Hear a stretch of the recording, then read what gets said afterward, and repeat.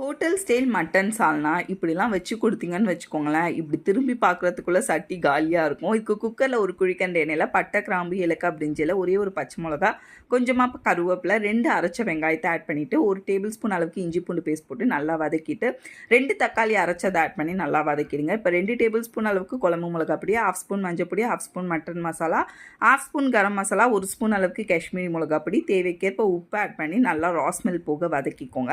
இப்போ எண்ணெய் நல்லா பிரிஞ்சு வந்ததும் 1/2 கிலோ அளவுக்கு நான் க்ளீன் பண்ணி வச்சுருக்க மட்டன் ஆட் பண்ணி நல்லா மிக்ஸ் பண்ணி கொடுத்துக்கிறேன்.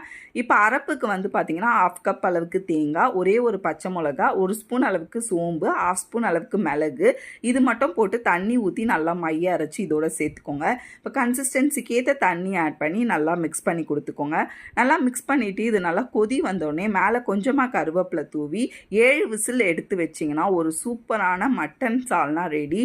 இட்லி, தோசை, ரைஸு,